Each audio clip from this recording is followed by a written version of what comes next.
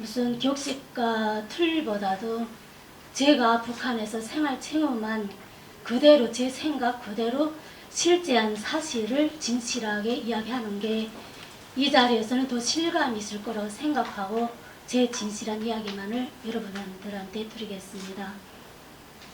그래서 제가 이제 북한에서 이제 생활할 때 보니까 북한 주민들이 그 생활하는 가정에 뼈저리게 체험한 결과에 그 당과 국가를 믿는다는 그것은 실제로 호울 뿐이지 진실하게 믿지는 않았어요. 저 자신부터가 그것은 이제 생활하는 가정에 당과 국가란 건 항상 백성들한테 거짓말만 하고 생활을 유족하게 해준다고 1년이면 생활이 유족하고 어느 때면 생활이 유족하고 자꾸 이렇게 거짓말 강연을 자꾸 하고 하니까 백성들이 어전 믿지를 않아요. 그거를 그래가지고 강연제가 하면 그거를 믿지 않고 하기 때문에 이제는 사람들이가 당과 국가가 나쁜 걸 알지만 그걸 앞에서 이야기를 하면 본인뿐만 아니라 온 가족이 멸살되기 때문에 그게 무서워서 이렇게 앞에서 말을 못할 뿐이지 속으로는 불평불만이 많아요. 실제로. 그러니까 사람들이가 이제 생활 속인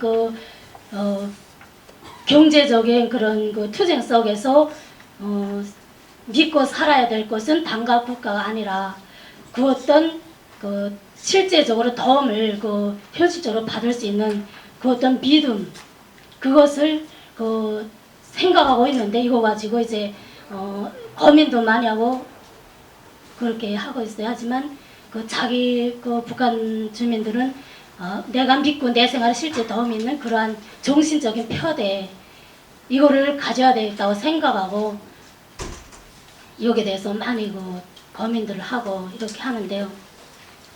실제 북한 사회에서는 이거 종교 활동이란 걸 하고 싶어도 할 수가 없어요.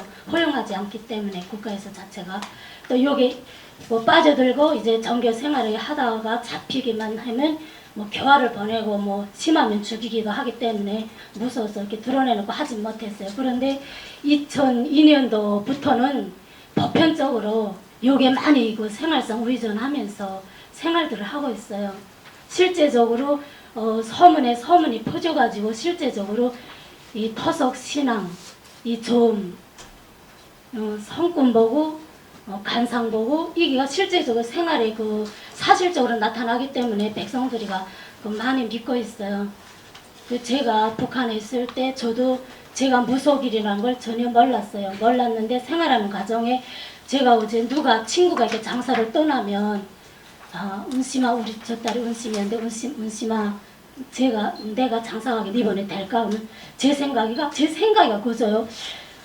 될 것 같아 아니면 안 될 것 같아 하면 그대로 되고 하니까 사람들이 야 은심아 너는 귀신이다 그 생활이 너무 지속되니까 저한테도 제가 별로 이상한 사람이 돼 보이고 이렇게 되더라고요. 근데 제가 저 자신을 알기까지는 그저 5년밖에 안 됐어요. 내가 무속이니 옳구나 하고 생각하기는. 그래서 제가 북한에 있을 때 북한 주민들이가 많이 믿는다고 이제 앞서 이야기했는데 그 보편적인 신뢰로 이제 이야기 드린다면 이제 북한 주민들이가 결혼식을 할 때 신랑 신부 대상자들이가 궁합이 맞는가를 무속인들을 집에 찾아가서 이제 점도 보고 해가지고 무속인들이가 궁합이 맞다 하게 되면 결혼식 날짜를 무속인들이가 정해주는 선이 없는 날 주로 이런 날짜를 정해주면 그에 따라서 이제 결혼식을 올리기도 하고 또 집을 이사할 때 이사갈 집 터를 보고 이제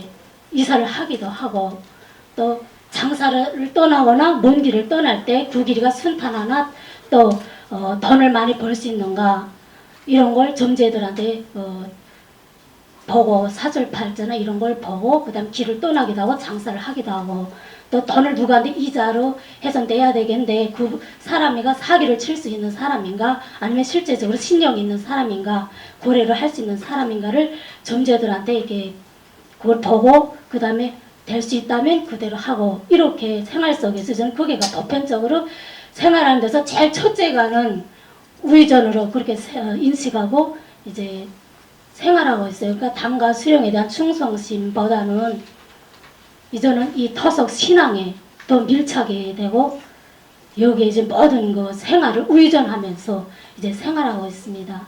이게 이제 가정에서 무슨 군우가 이게 앓을 때도 병 치료를 해도 잘 낫지 않고 이렇게 하게 되면 터석 신앙 쪽에 좀비나 간상 성권 버는 이런 분들한테 찾아가서 이제 해결을 받고 그대로 하라는 대로 하고 이렇게 생활을 하고 있습니다. 근데 제가 이제 북한에 있을 때 제가 저한테 찾아서 받은 분들도 이렇게 여러 명이 많았어요. 그래서 제가 실례로 이제 그래서 몇 가지만 이야기 드리겠는데요.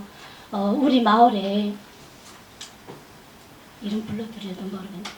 박순이라고 이게 부문위원장 하는 분이 한 분 있었어요. 저보다 6년 후인데 부문위원장이라면 게 북한에서 남편들은 출근하고 집에서 너는 부양들을 이렇게 모아서 조직을 이렇게 모아서 거기에 책임자 역할을 하는 그러나 뭐 그런 분이었는데 그분의 둘째 아들이가 21살 때부터 이렇게 영착하고 똑똑하던 애였는데 웬일인지 21살 그 봄부터 처음에 들어서면서부터 자기가 자기 본인도 모르게 자꾸 이렇게 나쁜 짓을 하는 거예요. 무슨 협동농장에 가서 염소도 이렇게 오미염소도 야밤에 가서 도적질해서 그 잡아서 먹기도 하고 정신이 없는 것처럼요. 그 다음에 개인 집에 들어가서 이제 도적질도 하고 그 다음에 어디 나와서 전도 협작치기도 하고 이렇게 아가 그러는 거예요. 근데 그때 당시 부모 아버지 엄마는 형우는 그때 당시 그 군사복무를 하고 있었고 아들이 둘이었는데 둘째 아들이가 지금 이렇게 부모석을 태우고 했는데 그때 당시 부모도 몰랐어요. 제 아들이 어디가 도둑질을 하는지 이걸 몰랐어요. 그런데 거기가 그 다음에 아들을 붙잡아 놓고 때리고 막 이러면 그때 당시 아버지 어머니 잘못했습니다. 안 그리겠다고 해놓고는 또 돌아서서 또 그 다음날 또 나쁜 짓을 하고요. 그래가지고 너무 이상해가지고 누가 말하기를 무속인한테 좀 찾아가서 점을 좀 봐라. 귀신병이 삐치는 것 같다. 그러니까 저상이가 삐치는 것 같다 해가지고 이 아버지 엄마가 우리 마을에서 10월이 떨어진 것에 가서 이제 봤대요. 저는 그걸 몰랐는데 우리 신우이가 남편 누이 동생이가 저한테 이야기하더라고요. 그러면서 저 박선희 언니가 너무나도 이렇게 지금 마음고생 한다고 자식 때문에 이러는데 형님이 한번 저 봐줬으면 좋겠다고. 그래서 제가 한번 이렇게 그 집에 갔어요. 갔는데 아버지 엄마에다가 아들을 붙잡아 놓고 막 그 아버지 엄마가 아들 앞에 놓고 울고 있더라고요. 너무 안타까워가지고 왜 그러느냐고 막 울면서 아들도 울고 역시 그렇게 울고 자책하고 느끼는 거 보면 안 그럴 것 같은데 또 그런다는 거예요. 다음날에. 그래가지고 제가 거기서 어디 가서 이렇게 그 집에서 그 무속인을 찾아서 이렇게 석 달 동안 다녔대요. 그러니까 옥수수 가루를 둥에다 메고 장에 가서 팔아서 이제 쌀이라는 게 그 무속인이가 요구하는 대로 했는데 실제 무속인이 아니고 북한에서는 돈 벌고 살기가 생활 유지하기가 힘드니까 자기가 무속인이다. 그러니까 서가 백성들 그러니까 주변 사람들 속아가지고 이걸 위해서 덤벌을 하고 있었어요. 그 여자가 나이도 포근해 있는 분이었는데 그래가지고 이분이 가지고 어떻게 가져갔나 그러니까 방토를 해주겠다 해가지고 무슨 뭐 귀신 뭐 그거를 뭐 뽑겨준다 해가지고 뭐 잎살도 흰쌀도 이제 뭐 가루내가지고 뭐 3kg 999g 뭐 찹쌀도 뭐 2kg 999g 기름도 뭐 999g 모든 거 참패기도 그래 뭐 방토를 해준다고 이렇게 해서 몇 번을 찾아갔대요. 근데 생활이 어려운데 옥수수를 한 배낭 지고 힘들게 시어리기를 걸어가서 팔고 교통이 대단히 불리하니까요. 북한은 미국 가서 팔았대요. 잎살 뭐 3-4kg도 정말 3-4kg도 사기가 힘들어요. 그걸 가지고 이제 그 무속인이가 거짓말 무속인이가 여관들 이렇게 다녔는데 석 달 다녔는데 아무런 차도가 없고 그냥 그 자세로 아들은 애먹이고 하니까 그래 아버지 엄마가 너무 안타까워가지고 울더라고요. 근데 그때 당시 제가 마을에 소문이 안 났어요. 우리 가정에서는 가만가만했죠. 왜 그런가 하면 무속인이라고 제가 소문날 경우는 저는 잡혀가서 죽어야 되거든요. 북한은 죽이기 때문에. 전 겁이 나가지고 우리 가족들 그래서 고구만 거서 장사 떠나는 거 요거만 살짝살짝 봐주고 저하고 인간관계 제일 가까운 분들만 이렇게 해주고 그 다음에 산골에 가서 저도 벌고 살아야 되겠으니까 솔직히 산골에 가서 이제 조용히 이렇게 몇백 명이 떨어진 데 가서 이렇게 몇 명씩 봐주고 이렇게 했어요. 가만가만 솔직한 말이지. 그렇게 했는데 그래가지고 그 집이 너무 안타깝고 안 되겠더라고요. 제가 그분을 구원을 해줘야 되겠다는 그런 생각이 들어가지고 근데 방토란 건 이 세상에 없어요. 솔직함이 기사 선생님들도 아시겠는지 없어요. 그거는 제가 무속인이라서 단발스님 방토란 건 없어요. 그런데 뭐가 있는가 하면요. 1년에 한 번 보는 신수, 뭐 달에 어느 길을 방향에 맞는 사람, 그러니까 방향이 맞지 않는데 이렇게 여행을 떠나거나 이럴 때 그거는 만류해 줄 수 있거든요. 그러니까 미리 1년에 한 번씩 이게 1년 신수를 무속인들한테 보는 게 제일 중요한 것 같아요. 이게 보게 되면 1년에 몇 월 달에 누구 어떤 길을 가야 된다, 어떤 방향 가지 말아야 된다, 어떤 누구 어느 번에 생일에 가서 어떤 음식을 먹지 말아야 된다. 이럴 때 음식을 자신 모르게 길을 방향을 잘못 가서 갈 때는 사고를 하고 사망될 수도 있고 이렇게 미리는 이렇게 봐서 해줄 수는 있어요. 그러나 방토란 건 없어요. 일단 일이 저질러진다면은 뭐 방토 무슨 뭐 달기를 뭐 삶아가지고 방토 뭐 입살 이런 건 없어요. 그런데 제가 그 전날에 우리 너희가 저한테 좀 도와줘라 해가지고 제가 저녁에 자는데 저는 우리 엄마 그러니까 저 외할머니가 우리 아버지 어머니가 다 중국에 그 고향이 중국이거든요. 그래가지고 중국에 그 우리 엄마 할머니가 외할머니가 이렇게 무당질을 했다고요. 어머니가 이야기하기는데 그 할머니가 아마 저를 도와주는 것 같아요. 제가 형제가 7형제인데 제가 막내거든요. 그래서 오빠가 소이고 언니가 4명이고 이런데 3명이고 이런데 그래가지고 아마 저한테 이거 물려준 것 같아요. 그래가지고 제가 그날 밤에 이렇게 그분을 도와줘야 되겠다고 우리 집에서 한 20분 거리에 있었는데 그래서 잤는데 내일 한번 가봐야 되겠다 자는데 이렇게 무속인들 보면 뭐 특히 할아버지가 나타난다 하는데 저는 할머니가 나타나요. 정확하게 나타나는데 이렇게 저한테 뭐를 주는가 하면 이렇게 콩자루를 줘요. 나타날 때마다 콩자루를 주자면 그 벌을 준다고 이렇게 흰 벌을 그러니까 구안하게 거기가 잘못 보면 무슨 큰 베개빵 같기도 하고 그게 뭔지 모르겠어요. 아직까지 베개빵 같기도 하고 흐물흐물한데 그걸 저한테다 머리맡에 놓으면 아마 그걸로 해가지고 다음날 이런 일이 제기돼서 내가 그 사람을 구분을 봐주게 되면 좀 이렇게 신경을 주거든요. 그러니까 그걸로 벌이를 해먹을 수 있는 그런 걸 아마 저한테 도움을 주는 것 같아요. 그래가지고 제가 그날 밤에 잤는데 할머니가 나타나가지고 저한테 그 벌을 주는 거예요. 그래가지고 내일 구분네 집에 제가 고민하는 대로 움직이라고 이렇게 이야기해요. 말은 안 하는데 행동을 제 머리를 이렇게 자꾸 쓰다듬어 주거든요.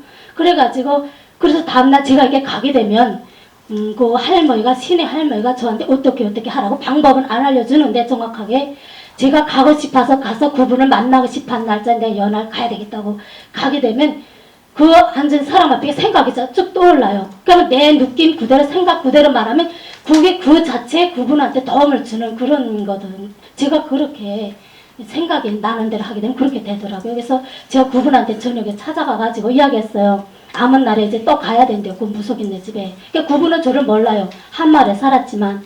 그래가지고 제가 이야기했어요. 자, 조상의 묘를 잘못 썼다. 할머니, 그러니까 이 남편 엄마가 사망된 지 그 9년이 됐는데 묘를 잘못 썼더라고요. 그러니까 묘를 어떻게 잘못 썼는가 해가지고 제 말을 믿지 않더라고요. 제가 무속인인 거 인정 못했으니까. 그래가지고 아버지 엄마가 아들하고 데리고 제가 저녁에 낮에 보면 이렇게 둔덕에 묘가 있기 때문에 남들이 이상하게 생각할 것 같아가지고 내 신변이가 그래가지고 저녁에 갔어요. 가서 같이 그 집 세 식구하고 제하고 갔어요. 가서 보니까 묘를 정말 잘못 썼거든요. 왜 잘못 썼는가 할머니가 심술을 쓰는 거예요. 지금 그 자상 할머니가. 그러니까 묘가 이렇게 둔덕에 안치돼서 멋이었는데 할머니 위에 묘 하나 떠 있더라고요.